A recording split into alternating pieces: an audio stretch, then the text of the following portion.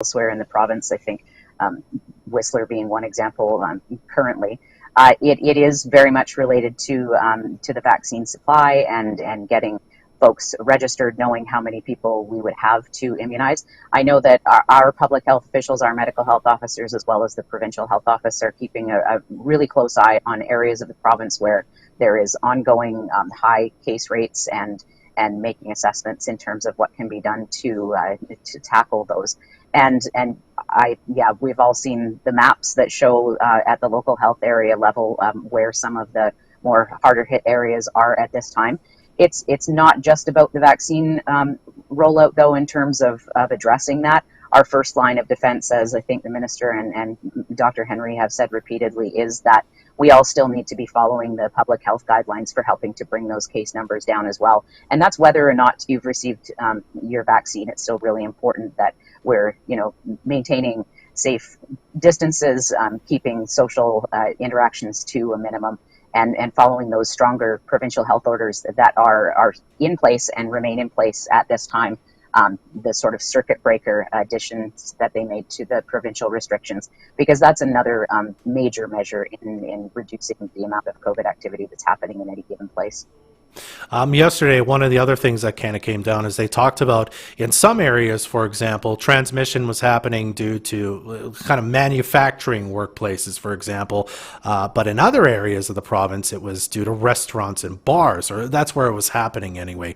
Do we have any sense of kind of a breakdown of how it's happening in the Peace, in the South Peace, in the North, where maybe community transmission is happening specific to workplace sectors?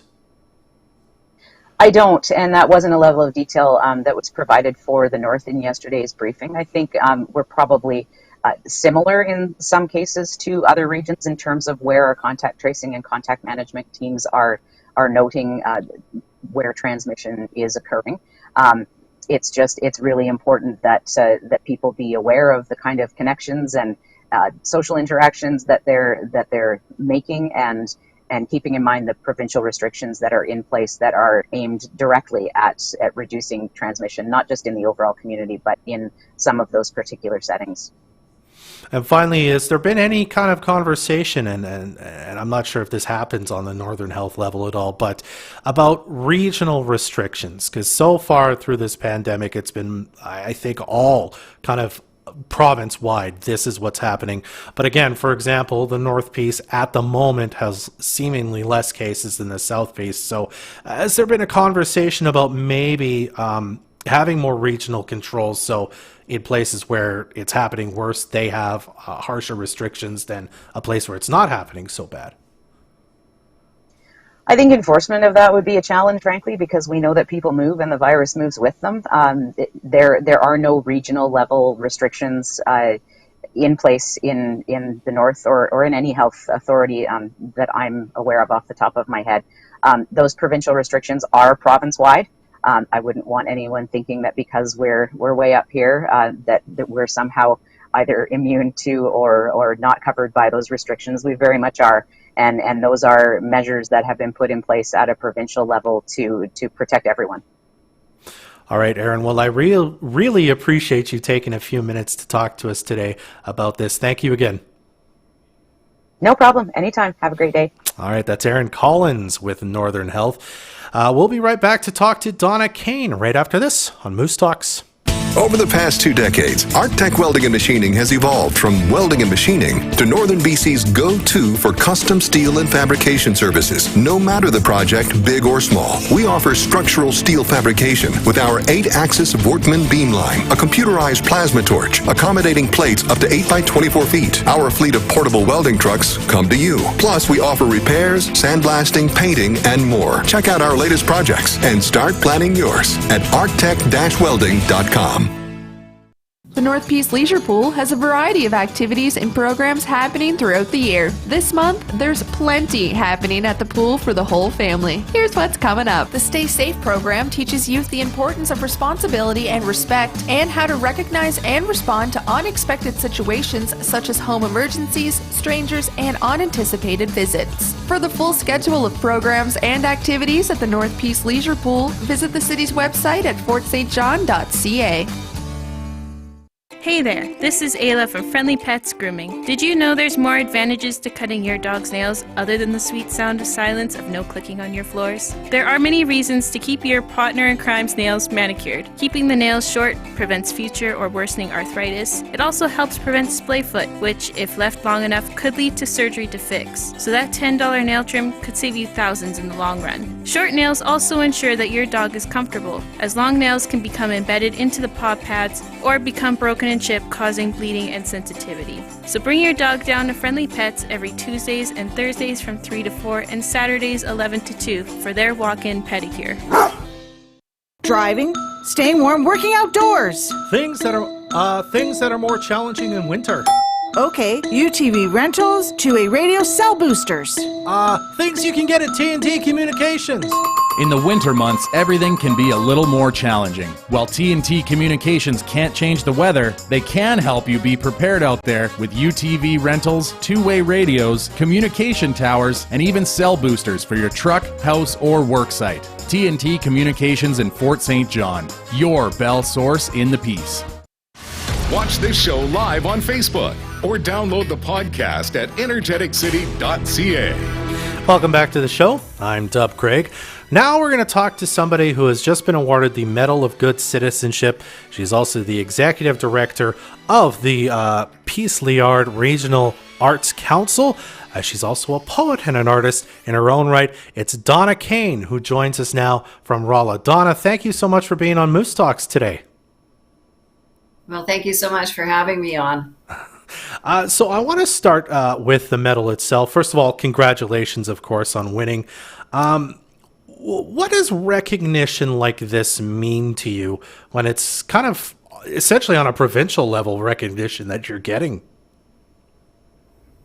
Well, yes, it's amazing. And I have to say, like, the process for this medal is you are nominated. So while the medal is such a huge honor, I'm just as humbled by the fact that there were community members that chose to nominate me and support the application. So, I mean, I'm sure everyone knows how many community builders we have in this region. So I'm one of many, and it is again, as much that the community felt I was worthy of this award as much as the award itself. Did you know you had been nominated before you found out that you were going to receive it? I did, because they require certain information from those that they're, so I knew, but it was a long time ago that I was knew I had been nominated. And so when I got the call from Victoria, I was really surprised and extremely honored. Out of curiosity, who calls you from Victoria when you win a medal like this? Is it somebody in the government or somebody from the committee? It was the Ministry of whichever, the awards ministry. I don't know what sort of stream that was, but it was a woman from the ministry. Wonderful. Well, let's talk about some of the many reasons you were nominated and have received this. How long would you say you've been working in the arts?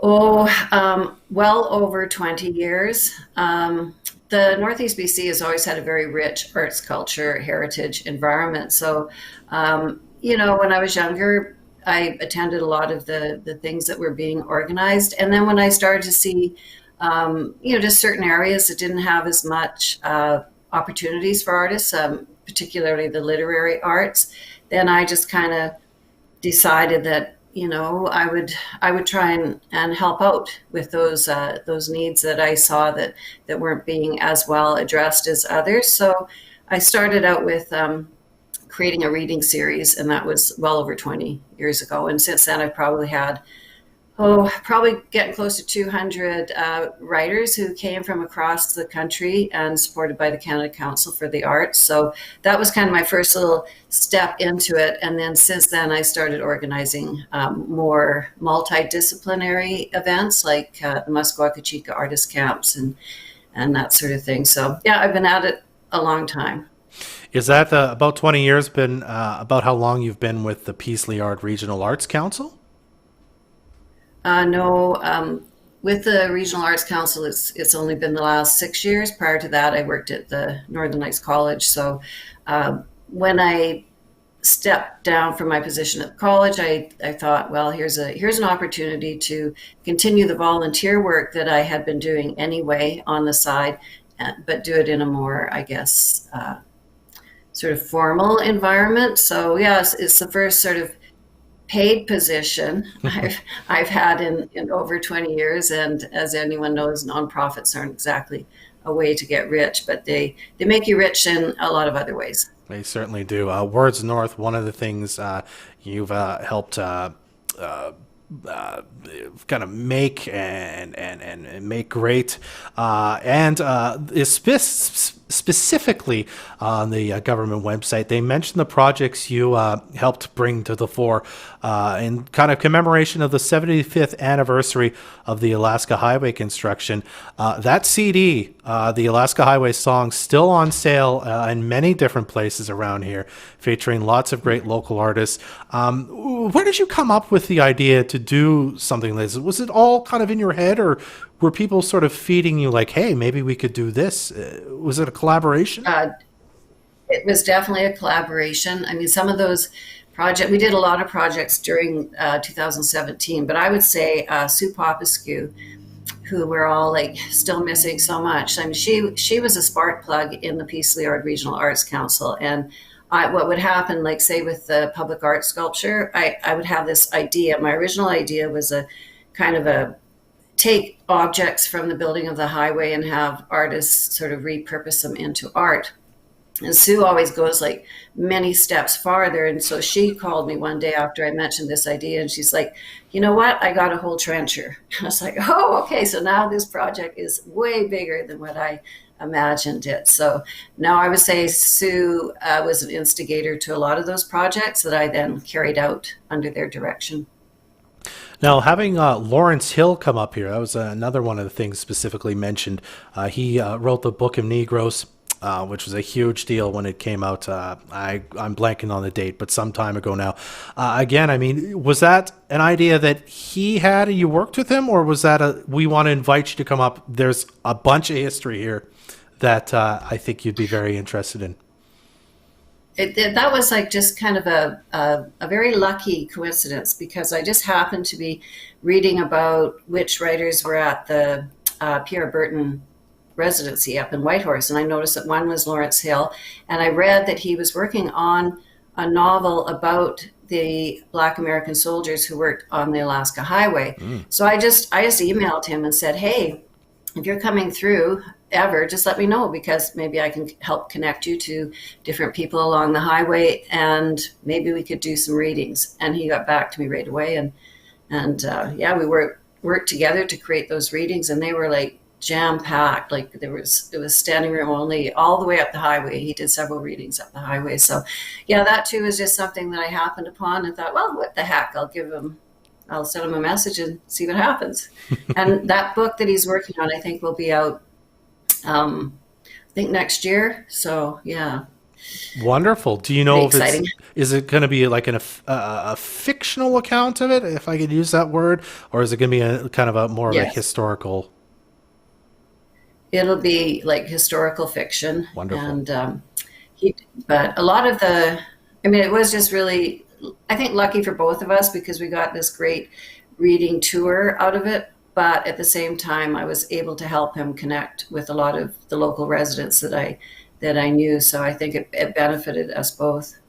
Wonderful. I want to make sure I talk about this before I let you go. You've helped a lot of artists. You kind of make things happen, help people get where they need. You're an artist yourself. You're a poet. I believe you've got 3 collections. You might have more. I apologize if I'm wrong on that. But I wanted to know what inspires you about this place that certainly before I moved here, I certainly thought that this kind of area of British Columbia was best known for oil and gas and agriculture, maybe a little bit of forestry. What inspires you to write poetry and be an artist in a place like this? Well, I was born here, so I have lived here all my life so far, and so it is my home. And I think because of so much industry going on that it's really important that we don't lose touch with what I believe makes a community healthy and well, and that is arts and culture. And so I've always written ever since I learned how to write. So I've been writing all my life, and also have done some visual art and quite a few other things I've tried. So yeah, I know that my poetry is definitely inspired by the material world. So the environment in which I live figures largely in my work. Wonderful, Donna. Well, I'm sad we have to leave it there, but I really appreciate you taking some time to chat with us today. And again, congratulations on being a recipient of the Medal of Good Citizenship. Thanks, Donna. Yeah. Thank you so much. You're very welcome. That's Donna Kane, the Executive Director of the Peace Liard Regional Arts Council and recipient of the Medal of Good Citizenship from the province of BC. We'll be right back to wrap things up on Moose Talks right after this. So the pandemic has made you realize that you need a new home. Now you hear about production delays, supplier shortages, out of stock. Will it ever end? Well, yes. Jandel Homes has you covered with 27 heated show homes ready to view. Come find your perfect match. We have homes ready for immediate delivery, and we're still taking custom orders. But don't delay, because once they're gone, well, I guess we'll also be out of stock. But not quite yet. Come get your new Jandel home today. Why City Furniture? Remember this? The little store that makes the big boys cry. City Furniture has grown to over 20 locations. We're locally owned, but with the buying power of the big box stores. In fact, we're one of the larger retailers in Western Canada, and previously we were named the Western Canadian Retailer of the Year. Appliances, furniture, mattresses. We don't sell, we help you buy. Growing for over 40 years. City Furniture on 100th in Fort St. John. If you're looking for hassle-free internet services, call the Peace Region Internet Society today. With coverage throughout most of the Peace, PRIS can get you connected quickly without the hassle of contracts or bundles. Visit PRIS.ca or call 1-800-768-3311 for more information. Our community first. This is Moose Talks with Dub Craig on Moose FM. My thanks to our guests for being on the show today, Aaron Collins from Northern Health and Donna Kane. Make sure you check out energeticcity.ca, your one-stop shop for local news in Fort St. John and the Peace. While there, you can also download episodes of this show at energeticcity.ca/Moose Talks. If you prefer the video version, it should be available shortly to watch again on the Moose FM and energeticcity.ca Facebook pages. That does it for this episode, though. Moose Talks is produced by Adam Rayburn and Trey Lopashinsky. I'm Dub Craig. Be well. Join us next Friday at 10 a.m. for another episode of Moose Talks, a weekly talk show about Fort St. John and the North Peace. This is Moose Country.